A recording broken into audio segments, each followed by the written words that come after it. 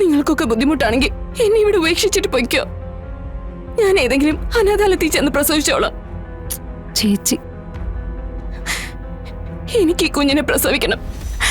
അത് ഞാൻ എനിക്ക് തന്നെ നൽകിയ വാക്ക.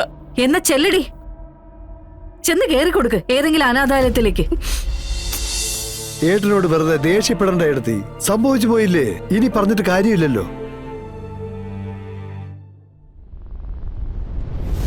ഏട്ടാ, ഞാൻ പോയിട്ടേ പിന്നൊരു ദിവസം വരാം. നോക്കട്ടെ, അടുത്ത വരവിന് നമുക്കൊരു യാത്ര പോകാൻ പറ്റുമോന്ന്.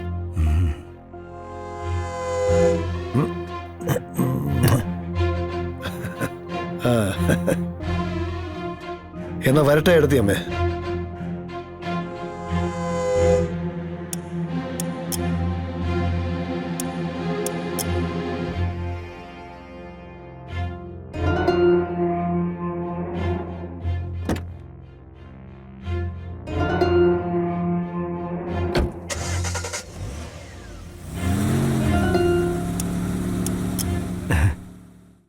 ശുദ്ധനാ, ഇപ്പൊ ആളാകെ മാറി.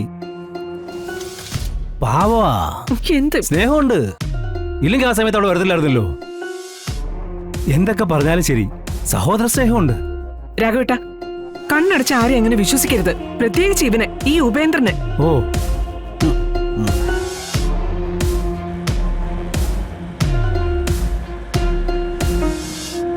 എന്നെ കരുണ ഹോസ്പിറ്റലിലാക്കിയാ മതി. വെയിറ്റ് ചെയ്യണ്ട, ഞാൻ പൊക്കോളാം. പെങ്ങൾക്ക് കൊടുത്ത വാക്ക് പാലിക്കണമെങ്കിൽ പെങ്ങളെ കണ്ടുപിടിക്കണ്ടേ? ശത്രുപക്ഷത്ത് അച്ഛനാവുമ്പോ കൊടുത്ത വാക്ക് പാഴ്വാക്കായിട്ട് മാറുമോ?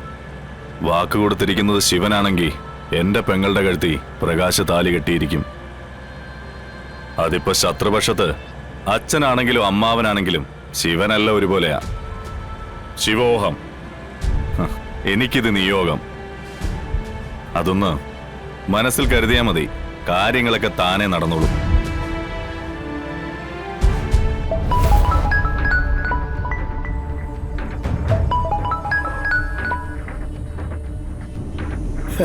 വീട്ടിനകത്ത് കയറിപ്പറ്റാനുള്ള ഒരു വഴി ഈശ്വരനായിട്ട് എനിക്ക് തുറന്നു തന്നു.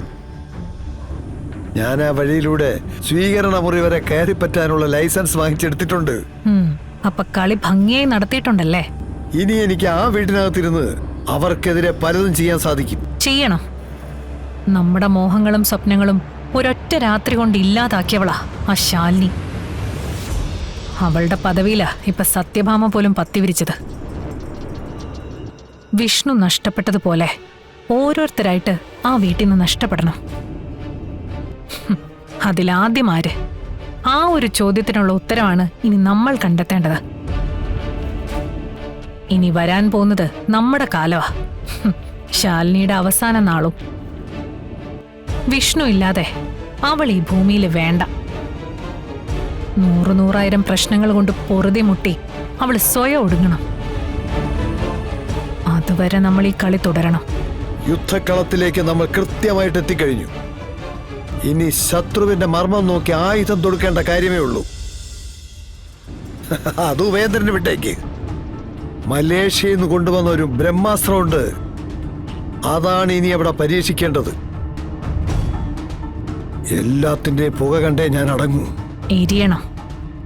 ആ വീട്ടിലുള്ള ഓരോരുത്തരും എരിയണം. എരിഞ്ഞ് തീരണം.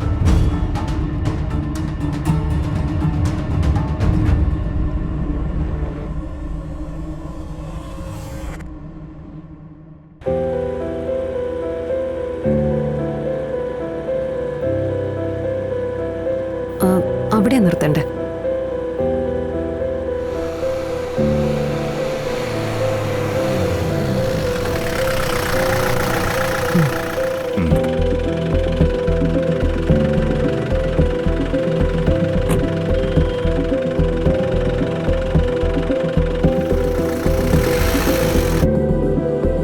ഇപ്പൊ എങ്ങനെയുണ്ട്? കുഴപ്പമൊന്നുമില്ലല്ലോ മോളെ? ഇല്ല അമ്മ, ഡോക്ടർ വന്ന് കണ്ടു കഴിഞ്ഞാൽ പോവാന്നാ പറഞ്ഞിരിക്കുന്നത്. വീട്ടിൽ പോയാൽ നന്നായി റെസ്റ്റ് എടുക്കേണ്ടി വരും. അങ്ങനെ കൃത്യമായിട്ട് റെസ്റ്റ് എടുക്കാമെങ്കിൽ മാത്രം പോയാൽ മതി. എനിക്ക് വയ്യ, ആദ്യം പിടിച്ച് പാതിരാത്രി വണ്ടിയും വിളിച്ച് ഓടി വരാൻ. ഇത് ഞാനായിട്ടുണ്ടാക്കിയതാണോ? എന്നെ കൊണ്ട് ചെയ്യിക്കുന്നതല്ലേ? എത്ര റെസ്റ്റ് എടുക്കാൻ പറഞ്ഞാലും എന്തെങ്കിലുമൊക്കെ പണിയെടുക്കേണ്ടി വരും. എടുത്തില്ലെങ്കിൽ എല്ലാവരുടെയും മുന്നിൽ മുഖവും വേർതിരിക്കും. വലിയച്ചി, ഇനി പ്രസവം വരെ വലിയ ഭാരപ്പെട്ട പണിയൊന്നും എടുക്കണ്ട. അല്ലെങ്കിൽ തന്നെ ഡോക്ടർമാർ ഓരോന്ന് പറഞ്ഞ് പേടിപ്പിച്ചു വെച്ചിരിക്കുക. ഹോട്ടലിലെ പണിക്ക് ശാന്തയോട് മുടങ്ങാതെ വരാൻ പറയാം. ശാന്ത വന്ന് കിട്ടിയ പ്രസവ സമയത്ത് നമ്മൾ രണ്ടുപേരും മാറി നിന്നാലും കാര്യങ്ങൾ ഭംഗിയായിട്ട് ശാന്ത നോക്കിക്കോളൂ.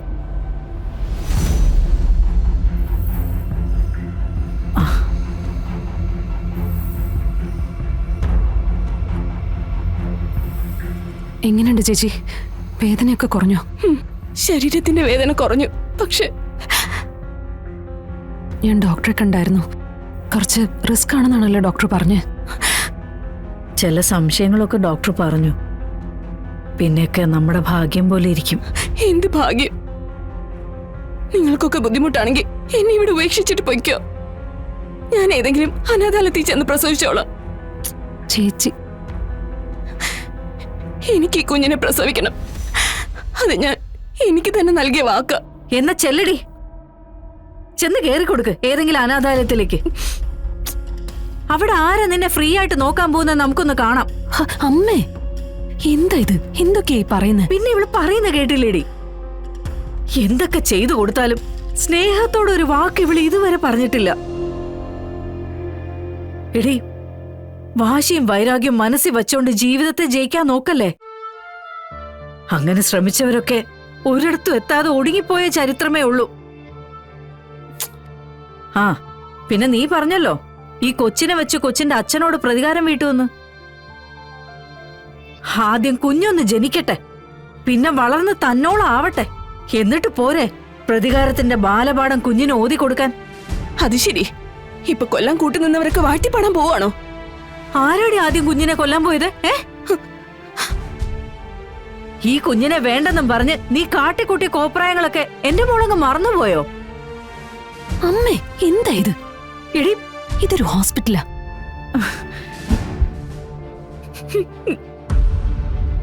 അമ്മ ഒന്ന് വന്നേ. അല്ല മോളെ, ഇവള് പറഞ്ഞത് ഇങ്ങോട്ട് വരാൻ വാ.